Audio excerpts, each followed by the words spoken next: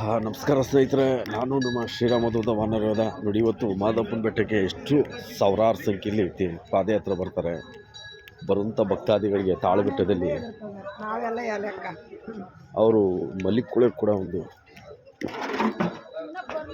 ಯಾವುದೇ ಒಂದು ವ್ಯವಸ್ಥೆಗಳಿರುವುದಿಲ್ಲ. ಹೀಗೆ ರಸ್ತೆ ಬಗ್ಗದಲ್ಲಿ ಬರ್ತಾರೆ.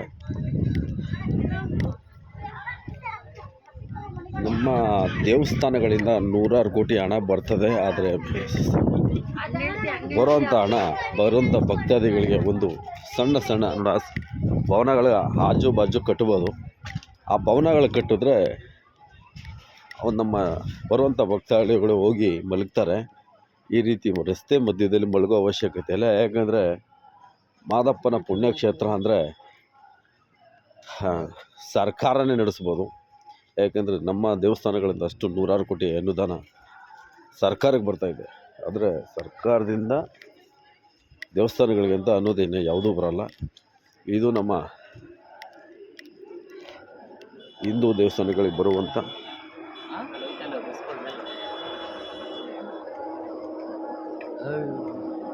ಅಲ್ಲಲ್ಲೇ ಎಲ್ಲ ಟೆಂಟ್ ಹಾಕ್ತಾರೆ, ಎಲ್ಲ ರೋಡಲ್ಲೇ ಇರ್ತಾರೆ. ಎಲ್ಲ ಆ ಸೈಡು ಆಜು ಬಾಜಲ್ಲೆಲ್ಲ ಒಂದು ಭವನಗಳು ಕಟ್ಟಿದ್ರೆ ಸಾರ್ವಜನಿಕರು ತುಂಬ ಅನುಕೂಲ. ಅಂದರೆ ಬರುವಂಥ ಭಕ್ತಾದಿಗಳಿಗೆ ಸಾಕಷ್ಟು ಭವನಗಳು ನೋಡಿ, ಎಲ್ಲ ಕಡೆ ಭವನಗಳು ಕಟ್ಬೋದು. ಬರುವಂಥ ಭಕ್ತಾದಿಗಳಿಗೆ ಸಾಕಷ್ಟು ಅನುಕೂಲ ಮಾಡಿಕೊಡ್ಬೋದು. ಆದರೆ ಏನು ಮಾಡ್ತೀರಾ, ನಮ್ಮ ಜನ ಯಾವಾಗ ಬುದ್ಧಿ ಕಲಿತಾರೋ ಗೊತ್ತಿಲ್ಲ. ನಮ್ಮ ಹಿಂದೂ ದೇವಸ್ಥಾನಗಳನ್ನು ನಮಗೆ ಸೇರಬೇಕು, ನಮ್ಮ ಅಭಿವೃದ್ಧಿಗೆ ಸೇರಬೇಕು. ನೋಡಿ, ಎಲ್ಲ ನೋಡಿ ಪಾಪ ಅಲ್ಲಿ ಮಲಗಿದ್ದಾರೆ. ಎಲ್ಲ ಕಾಡೇ ಇದು. ನೈಟಲ್ಲಿ ಏನಾಗುತ್ತೆ ಅಂತ ಯಾರಿಗೂ ಗೊತ್ತಿರಲ್ಲ.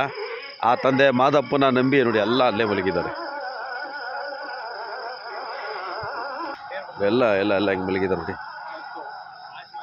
ಇದು ನಮ್ಮ ದೇವಸ್ಥಾನಗಳಿಂದ ನೂರಾರು ಕೋಟಿ ಅನುದಾನ ಬಂದು ಸರಿಯಾದ ಮೂಲಸೌಕರ್ಯಗಳು ಇವತ್ತು ನಮ್ಮ ಪುರಾತನ ದೇವಸ್ಥಾನಗಳಿಗೆ ಬರುವಂಥದ್ದು ಲಕ್ಷಾಂತರ ಭಕ್ತರುಗಳಿಗೆ ಇವತ್ತು ಮೂಲಸೌಕರ್ಯಗಳು ಸಿಗ್ತಾ ಇಲ್ಲ. ಪಾಪ ನೋಡಿ, ಎಲ್ಲ ಎಲ್ಲ ಅಲ್ಲ ಅಲ್ಲ ಇನ್ನೂ ಮಲಗಿದ್ದಾರೆ, ಇನ್ನೂ 10 ಕಡೆ ಮಲಗಿದ್ದಾರೆ. ನಮ್ಮ ಸರ್ಕಾರಕ್ಕೆ ಹಣ ಬೇಕು ಅಷ್ಟೇ. ಆದರೆ ಮಾದಪ್ಪನ ಬರುವಂಥ ಭಕ್ತಾದಿಗಳಿಗೆ ಸರಿಯಾದ ಒಂದು ಭವನಗಳ ವ್ಯವಸ್ಥೆ ಇಲ್ಲ. ನೋಡಿ, ತಾಳಬೆಟ್ಟದಲ್ಲಿ ವ್ಯವಸ್ಥೆ ಇಲ್ಲ. ಇದು ನೋಡಿ, ಎಲ್ಲ ಊಟ ತಿಂಡಿ ಹಾಕಿದ್ದು ಭಕ್ತಾದಿಗಳು ಹಾಕೋದು, ಸರ್ಕಾರ ಅಲ್ಲ. ಸರ್ಕಾರ ಹಾಕೋದಿಲ್ಲ. ಭಕ್ತಾದಿಗಳು ನಮ್ಮ ಸನಾತನ ಹಿಂದೂ ಧರ್ಮದವರು ಅನ್ನದಾನಂ ಪರಮದಾನಂ ಅಂತಾರೆ. ಅನ್ನದಾನ ಮಾತ್ರ ಮಾಡ್ತಾರೆ. ಆದರೂ ಇಷ್ಟೆಲ್ಲ ವ್ಯವಸ್ಥೆ ಮಾಡ್ತಾರೆ. ಆದರೆ ನಮ್ಮ ಜನಕ್ಕೆ ಹೇಳೋದಿಷ್ಟೇ, ದಯವಿಟ್ಟು ಇನ್ನು ಮುಂದೆ ಸ್ವಲ್ಪ ಎಚ್ಚೆತ್ಕೊಂಡು ಎಲ್ಲರೂ ಧ್ವನಿಯಾಗಿ ಕೇಳಬೇಕು. ನೀವು ಎಲ್ಲ ಅಲ್ಲಿ ಮಲಗಿರ್ತಾರೆ ಆಲ್ಮೋಸ್ಟ್.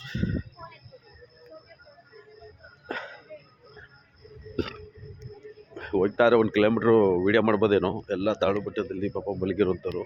ಇವ್ರು ಯಾವುದೇ ಭವನಗಳಿಲ್ಲ, ಮೂಲಸೌಕರ್ಯಗಳು ಅದೆಲ್ಲ ಕಾಡು ಪಕ್ಕನೇ ಮಲಗಿದ್ದಾರೆ.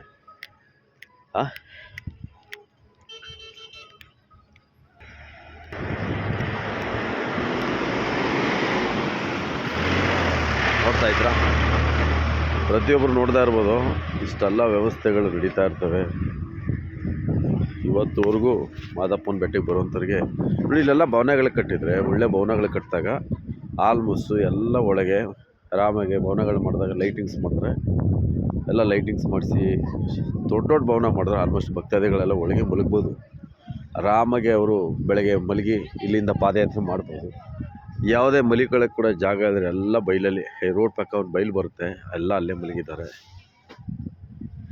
ಹೀಗೆ ನಮ್ಗೆ ಹೇಳ್ತಾ ಹೋಗಿದ್ರೆ ತುಂಬ ಬೇಜಾರಾಗುತ್ತೆ. ಯಾಕಂದರೆ ಇಷ್ಟೆಲ್ಲ ಹಣ ಬಂದರೂ ಕೂಡ ಬರುವಂಥ ಭಕ್ತಾದಿಗಳಿಗೆ ಮೂಲಸೌಕರ್ಯಗಳೇ ಇಲ್ವಲ್ಲ ಅಂತ.